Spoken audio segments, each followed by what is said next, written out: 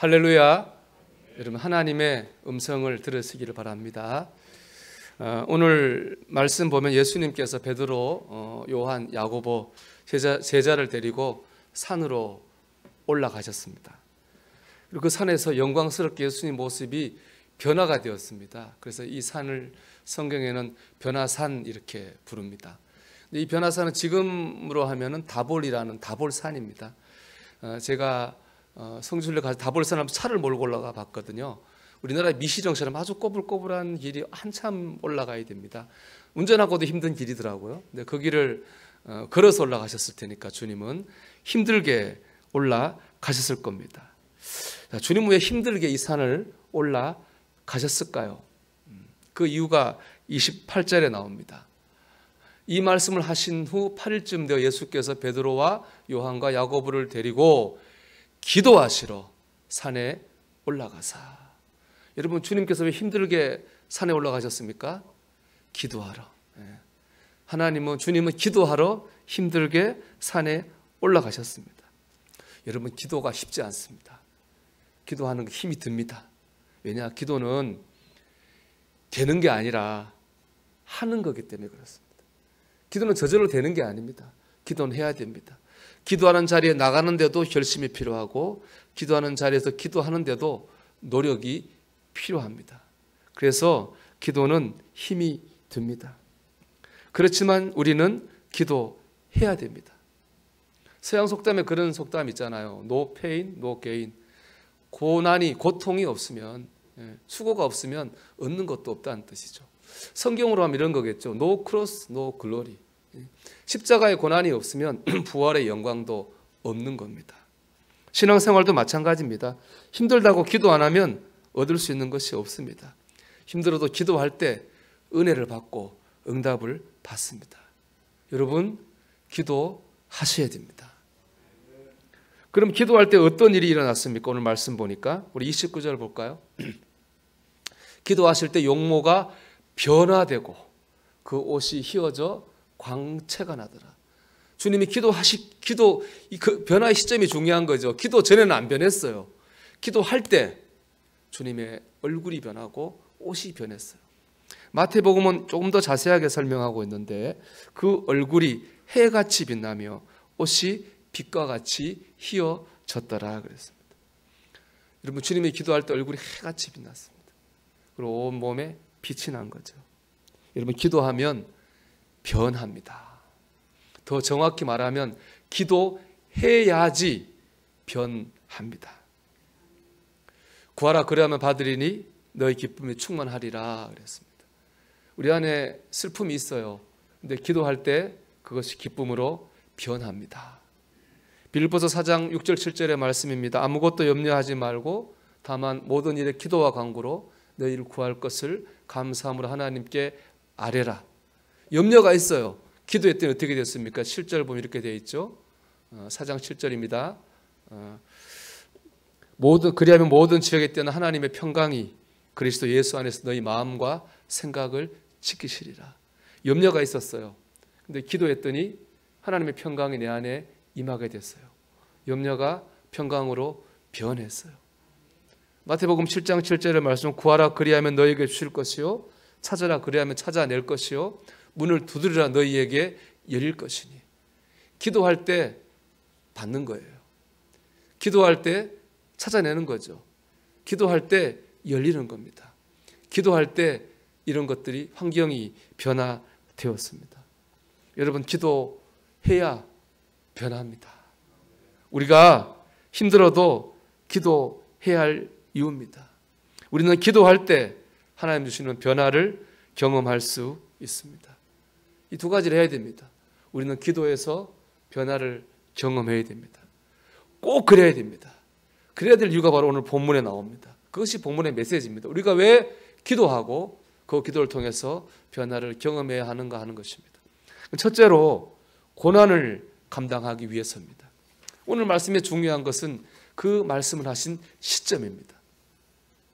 우리 28절을 다시 보면요, 이 말씀을 하신 후 8일쯤 되어 예수께서 베드로와 요한과 야고보를 데리고 기도하시러 산에 올라가사라고 했습니다. 이 말씀을 하시는 8일, 이 말씀이 기준입니다. 주님은 이 말씀 때문에 산에 올라가신 거예요. 주님은 이 말씀 때문에 기도하셨습니다. 주님은 이 말씀 때문에 변화를 경험하게 하셨습니다. 그러면 그 기준이 되는 이 말씀이 무엇이냐? 22절의 말씀입니다. 이르시되 인자가 많은 고난을 받고 장로들과 대제사장들과 서기관들에게 버림받아 죽임을 당하고 제3일에 살아나야 하리라 하시고, 이 말씀 무슨 말씀입니까?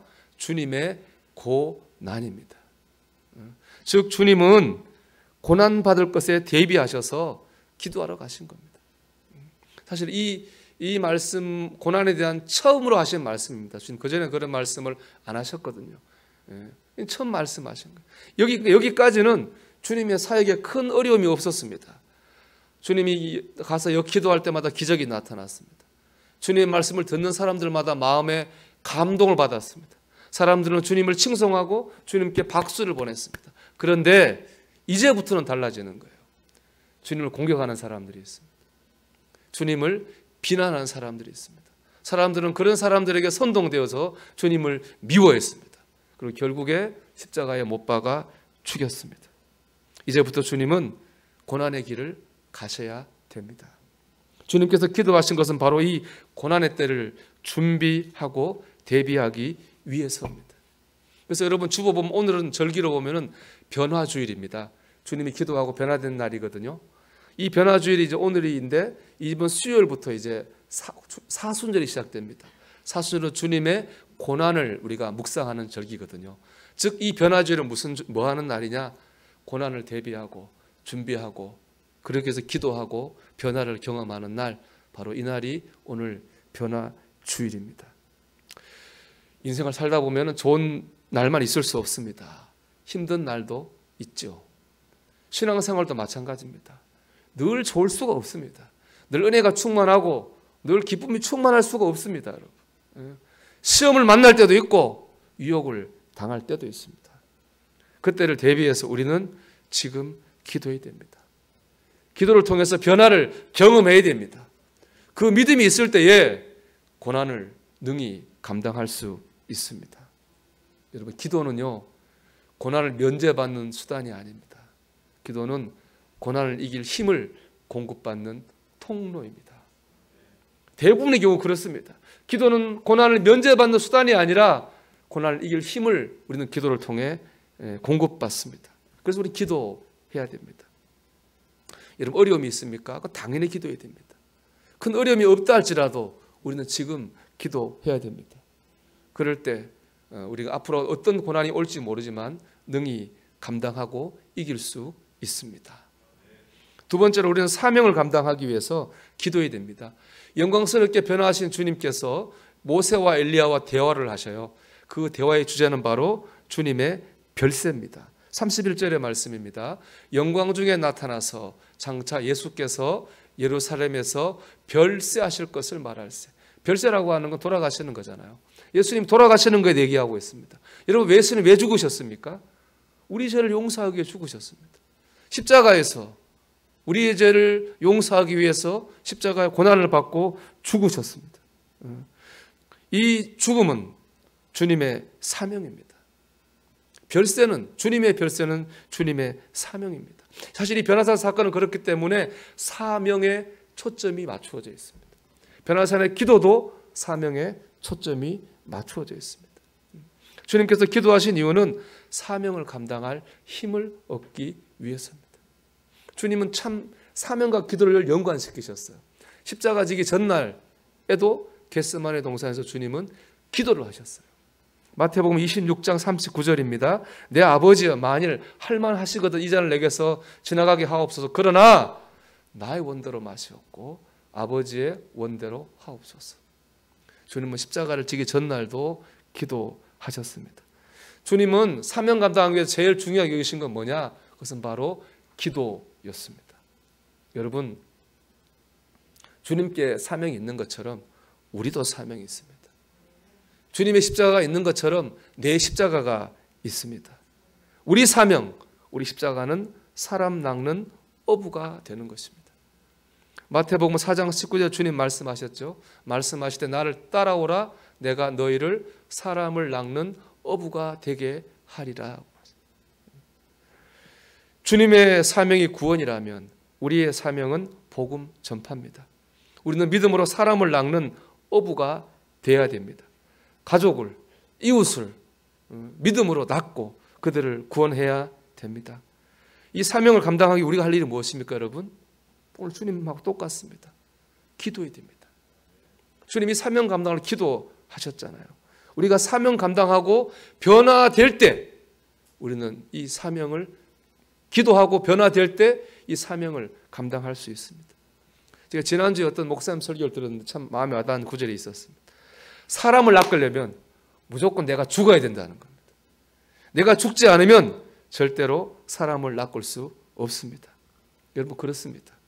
믿음으로 사람을 낚으려면 내가 죽어야 됩니다. 믿음으로 남편을 낚으려면 누가 죽어야 될까요? 아내가 죽어야 됩니다. 믿음으로 아내를 낚으려면 남편이 죽어야죠.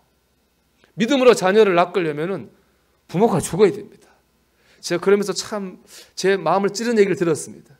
부모가 보통 이렇게 한다는 거죠. 내가 오늘 기분이 좋아요. 부모가 일도 잘 되고 기분이 좋습니다.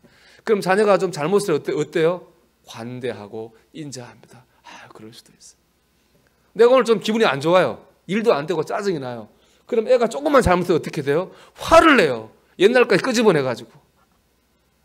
우리 애가 고개를 끄덕끄덕 하더라고요. 하는데 그렇잖아요. 우리가 그렇잖아요.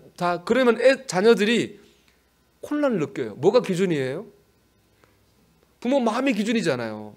자기 감정이 기준이잖아요. 그래서 자녀를 믿음으로 낚을 수 없어요. 내가 죽어야 믿음으로 사람을 낚을 수 있습니다. 내가 죽이지 않은 상태에서는 사람을 낚을 수 없을 뿐더러 오히려 하나님 영광만 가립니다. 내가 살아있는 상태 전도하잖아요. 전도가 문제가 아니라 오히려 영광을 가리게 되는 거예요. 그래서 우리는 주님처럼 기도해야 됩니다. 주님, 내가 죽고 이 안에 예수가 살게 해주십시오. 내가 사람 낚는 어부가 되게 해주십시오. 우리는 기도하고 변화를 경험할 때 사명을 감당할 수 있습니다. 마지막으로 주님은 이런 기도의 자리에 우리를 계속 부르고 계시다는 겁니다.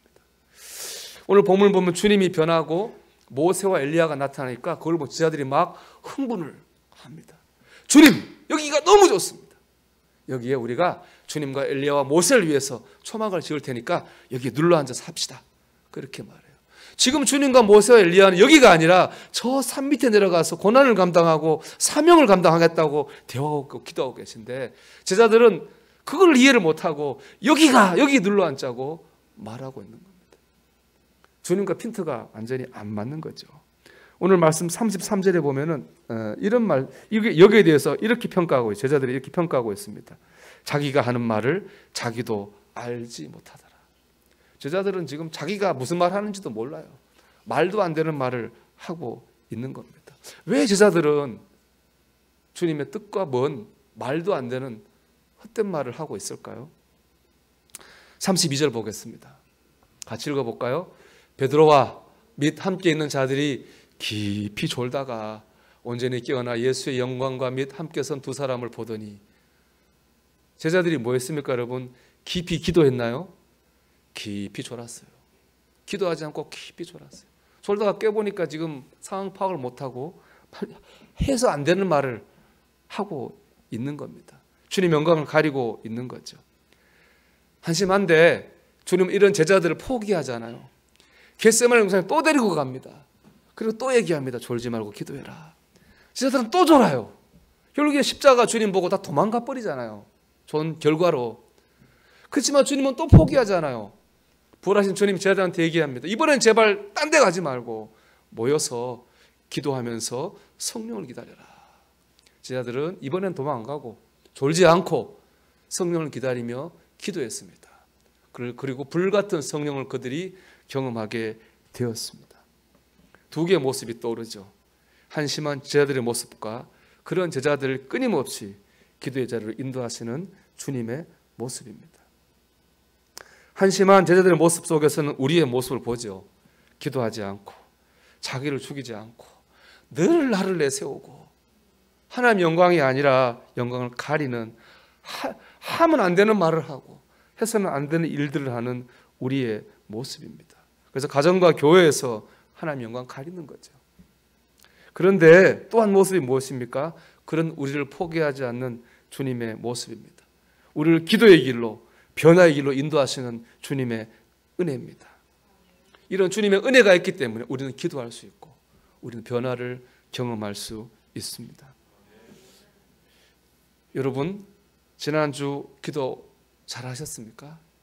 여러분, 지난주 신앙생활에 승리하셨습니까? 여러분, 나를 죽이는 일에 승리하셨습니까? 실패했다 해도 여러분 낙심하지 마십시오. 다시 주님의 긍휼과 은혜를 믿고 우리가 우리 기도의 변화산으로 올라가야 됩니다.